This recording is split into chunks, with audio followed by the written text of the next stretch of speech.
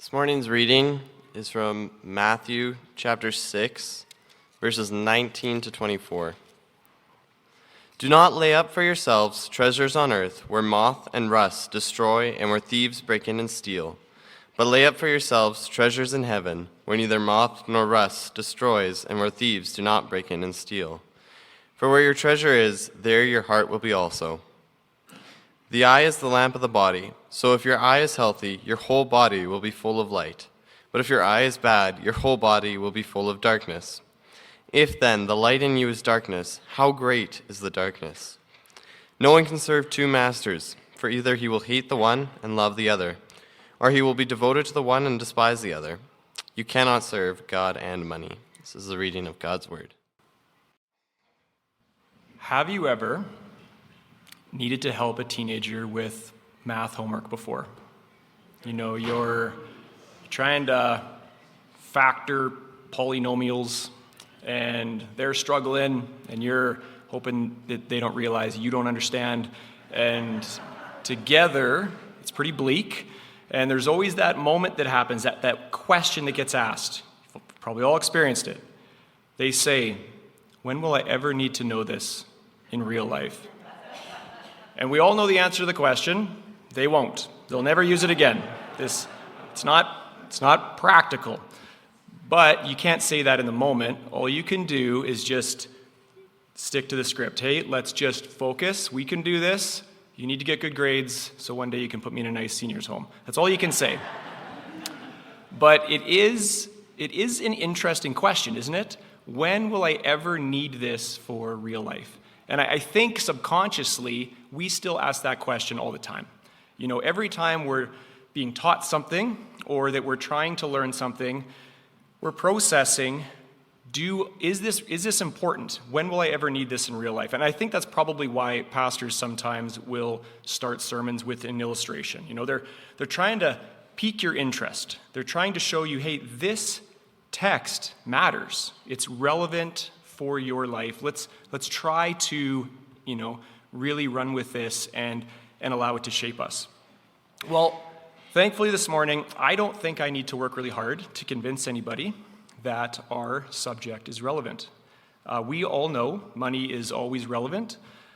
Jesus talks about money a lot, and so introduction is over. I think we can just jump right into our text. But first, just a little bit of context. So we're in the second half of Matthew 6. In the first half of Matthew 6, Jesus has just finished teaching on topics like giving to the needy and prayer and fasting. And in each of those teachings, he warns his followers to guard themselves against hypocrisy. He's saying, don't be like the Pharisee who, they're doing these things, they're performing these external religious actions, but all the while their heart is set on a self-exaltation. Jesus is telling us it's easy to be people that do the right things, but for the wrong reasons. So we need to always be examining our motives. So that's what happened right before our text this morning. But now in our text, there's a shift. Jesus is no longer saying to not be like the Pharisees, but instead he is warning his followers to not be like the Gentiles. For the Gentiles are people who put their trust and hope and find their significance in things of this temporal world. If we look at the whole Sermon on the Mount, it's made up of roughly 20 or so different topics. And when we look at them all together, what we see is that Jesus is calling Christians into a total counterculture. He is saying that we are called to be a people that is not like the self-righteous Pharisee or like the pagan, but to follow him in a third road. So our passage this morning is going to be broken up into three fairly distinct parts. And so as we look at the text, I'm going to just try to hit home on 3 points, and we'll put them up on the screen here. And so the points that we'll look at is number 1, where do you keep your treasure? Point 2, money's blinding effect. And point 3, who you serve shapes who you become. So, point 1, where do you keep your treasure? Let's look again at Matthew 6, verses 19 to 21.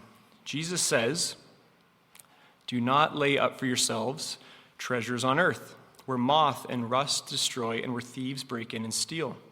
But lay up for yourselves treasures in heaven, where neither moth nor rust destroy and where thieves do not break in and steal. For where your treasure is, there your heart will be also. Perhaps the first question that comes to mind for many of us when we read this passage is, what exactly is Jesus prohibiting when he says not to lay up treasures on earth? And that's an important question. We'll get there.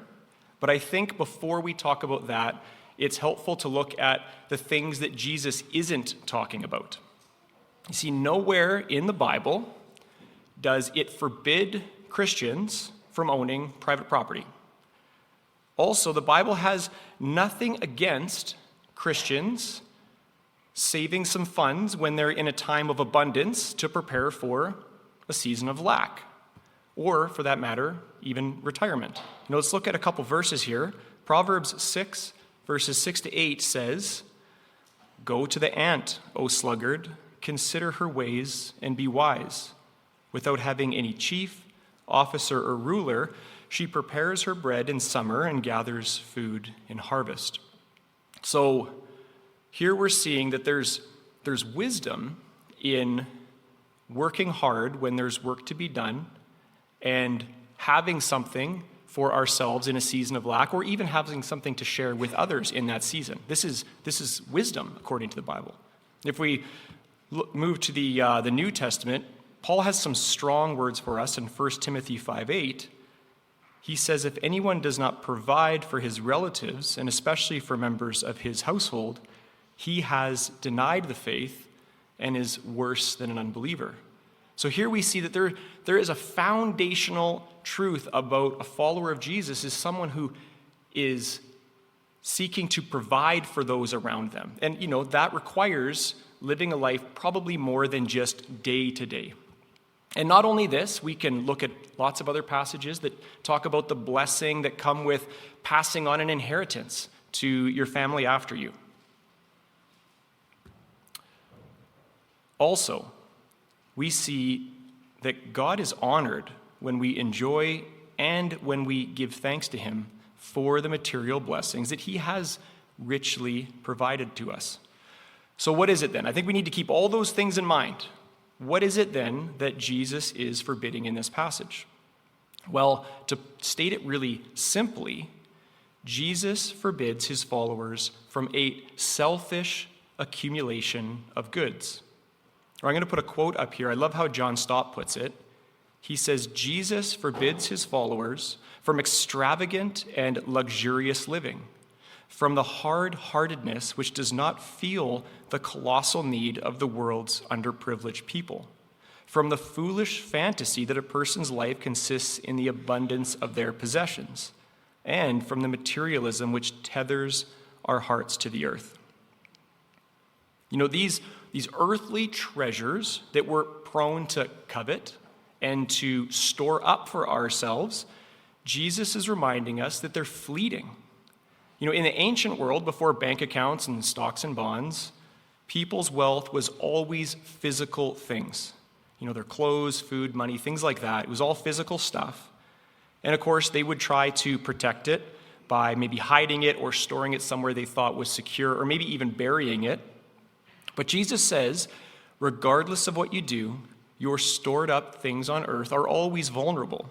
The moth, the rust, the thief is always right around the corner. But what about us modern folks? We have pest control for moths, we have rust-proofing paint, we have burglary alarms. On top of that, most of our wealth is actually protected in a bank that is insured. So it might be easy for us to think nobody is getting our stuff. We are safe. But, of course, those things have never been enough to protect anybody from inflation, from an economic downturn. My crypto's up, my crypto's back down, and on it goes. We, too, feel vulnerable, right? Jesus, though, this morning, I think, is doing a lot more in this text than just trying to be our financial advisor here on earth about, make sure you invest in this thing and not this thing. Because remember, Matthew 6:21 says, "For where your treasure is, there your heart will be also." I heard an illustration from Pastor David Platt about a year ago, and I want to share it with you because I feel like it speaks so powerfully to this text we're looking at this morning. He says, imagine that you're living in the final days of the American Civil War. And if you're not a history buff, that was a time where the North was fighting against the South. The North ultimately won. That was one of the big factors that ended the American slave trade. But he says, imagine you're a Northerner, and you see the end is near, and you're celebrating that. You're excited about that. But yet, you happen to be living in the South while all of this is taking place. And he says, and then imagine that all of your wealth is tied up in Southern currency. He said, what do you do in a situation like that? Well, if you're wise, before the South dissolves, you're probably going to take the vast majority of your wealth and you're going to transfer it into Northern currency. Because if you leave it in the South, well, when the South does fall, your money's worthless.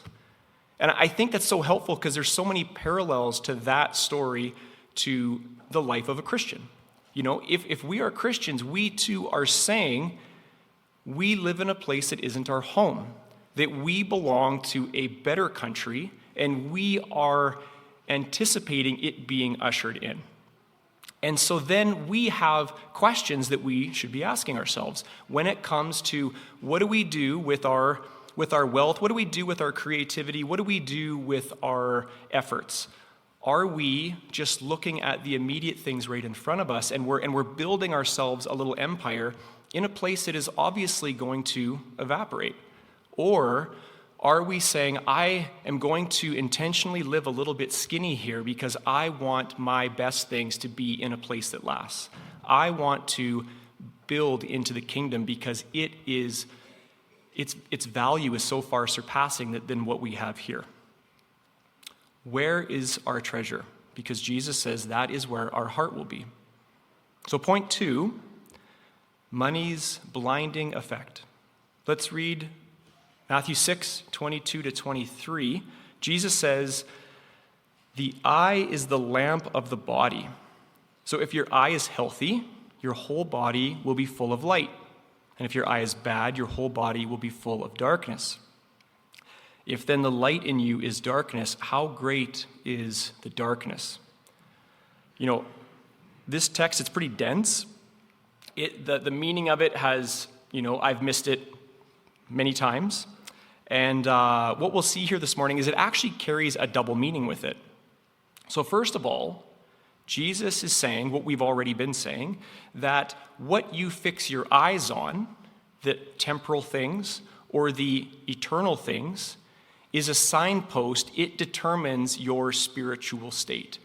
It shows us what it is that we're putting our hope in, what we're fixing our eyes on. But secondly, Jesus is actually also alluding to a Jewish idiom. To say that someone had a healthy eye also could mean to say that they were open, or in other words, generous with their things. But to say that somebody had a bad eye is to say that they're closed off, or as we would say, they're stingy. So why is Jesus talking about blindness in the middle of a text on money? I think it's because money has a remarkable ability to be able to blind us. How so? Money can be influencing and shaping us, and its little tentacles are reaching out and getting a hold of us, and we might not even realize we're in its grasp. Other types of sins, they're different. People are well aware when they're committing adultery. People are well aware when they're lying. People are well aware when they're lashing out in anger.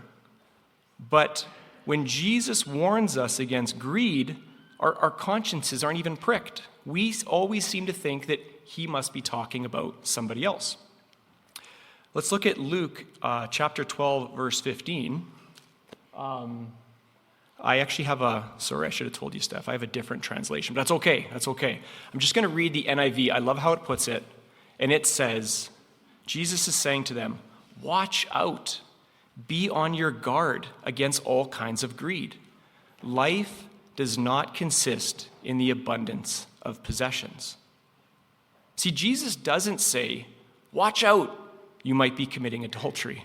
Watch out, you might be lying. Like these sins, of course, they're harmful and they're awful, but they're obvious. Greed, on the other hand, can be so slippery. It can take a hold of us and we haven't even noticed. Why is it that the majority of wealthy North American Christians don't seem to think that they struggle with greed? I think it's because we are all very well aware of the people around us who have more stuff than we do. And we only want to compare ourselves with those ultra-rich, and so we always seem to conclude that we live pretty humble lives. Consider the average North American Christian. As they age, typically they advance in their careers, they earn more money, but every time they get a bump in their pay, they think, this is an opportunity for me to become more comfortable. And one item at a time, they're perpetually upgrading their things. And they tell themselves that later on, when they're financially secure, then they'll be generous. But that day doesn't come because they're always on the edge of their means, or maybe a little bit beyond it. And by the way, who am I talking about? I'm talking about me. This is my story, and I think it's a lot of our story. As we reflect on these things, we see that these are the things that we're doing. This blindness, I have not been immune to it. In Matthew 28, Jesus' last instructions to the church was the Great Commission. He's calling his disciples to himself, and he's just about to ascend to the Father, and he's ushering in this new kingdom. And he is commissioning his disciples to say, take this gospel, this light that is reflecting off of you, and take it out into all of the dark parts of the world. And now, of course, the Christian life is more than just that. We are called to holiness. We are called to be in a community of believers together, to strive together. But I think a big part of what we're doing, what we've been commissioned to do, is to together take the gospel to the lost. Now, I don't normally do this, but I just want to share a few statistics with us this morning. So when it comes to mission organizations, they tend to group the world into three different classifications of people. You have the group of people that's called the reached people, and that makes up a little over 50% of the world. Canada is a classification of a reached people. And we might think, well, wait a minute, most of the people I work with aren't reached. How can we call Canada a reached place? They classify it reached because I work there and because you work there. And so therefore, they have access to the gospel. It's a reached place because the gospel is accessible. The next category of people, which makes up a little over 40% of the world, would be considered unreached people. And these places are places where the population has under 2% of the people there are Christian. And so it's considered unreached because it would be difficult for someone who does not know the gospel to hear it. Not impossible, but the gospel is moving slowly in those areas because there's just not a lot of Christians there to share it. And then there's a third category of people, which makes up roughly 270 million people as of today. And these people are called the unengaged and unreached people. And these people, they will be born, they will live their whole lives, and they will die, and they will never hear the name of Jesus because there is no gospel there at all. Now, these are our three categories of people. The Wild Frontier Fund, which is a mission organization, they conducted a survey of American Christians, so we'll have to, think of our friends to the south. And they said, okay, Christians in America annually earn $50 trillion. Out of that money, 1.8 trillion is given towards something. Churches, charities, it's given towards something. So on average, the American Christian will donate 3% of their funds to something. And then out of that 3%, only 6% of that money will go towards things that we would consider Great Commission type work. But what gets really interesting is out of that small pool of money, only 2% of the 6% would be funding either the unreached or the unengaged and unreached people. So the reality is the little bit of Great Commission money that we are supplying, almost all of it is going to the reached category. And so we have a really dire situation. To put this into real dollar figures, if an American earns $100,000 a year, that means on average, they would give $2 of their annual income to this cause.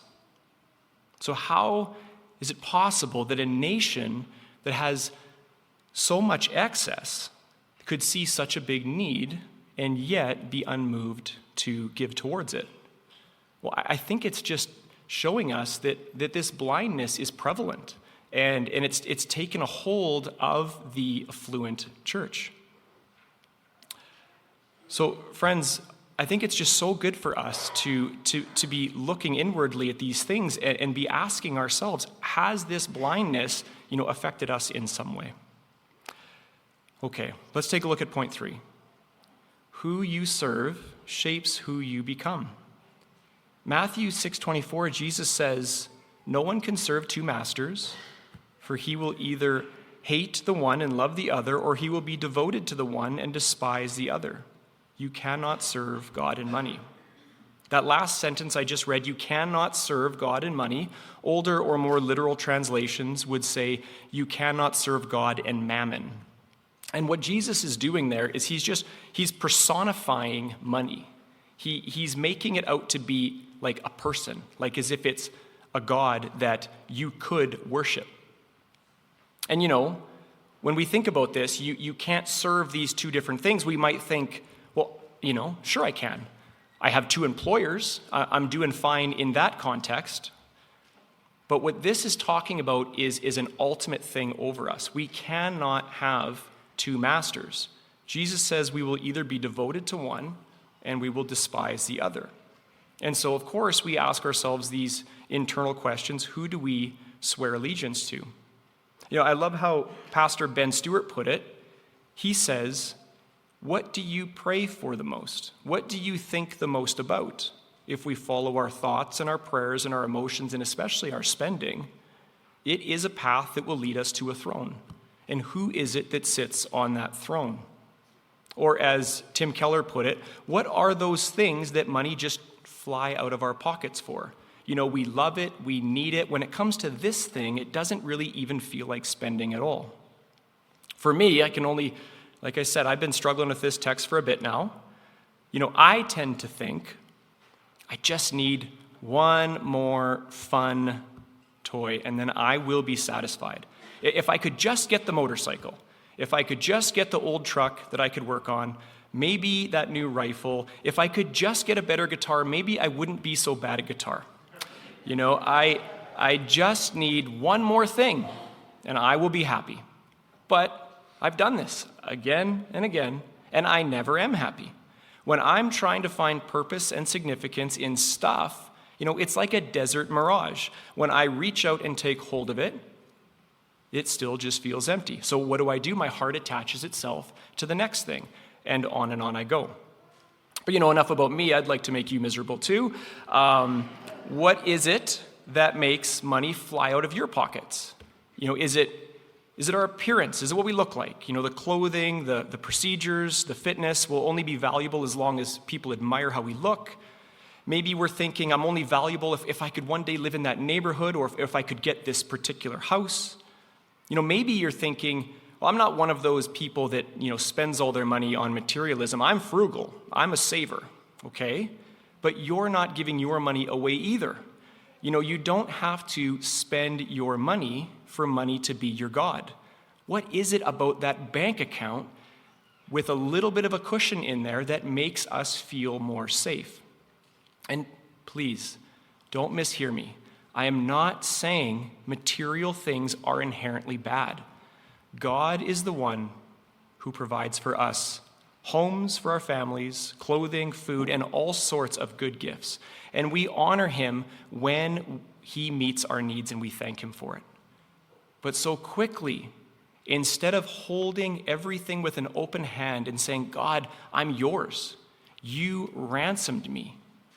What do you want me to do today with your stuff?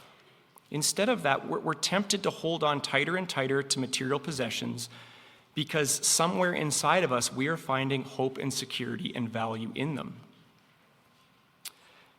Jesus is showing us this morning this trap that is set before us. And he's saying, don't tether yourselves to the things of the world. Money is a great tool, but it is a bad god.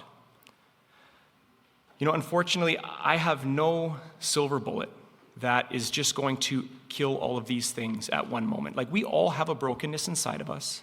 We all have a proclivity to these things, and we are going to wrestle with various sins as long as we are on this earth. But if we at least have eyes to see the battle that's in front of us, I think that's a big step in the right direction.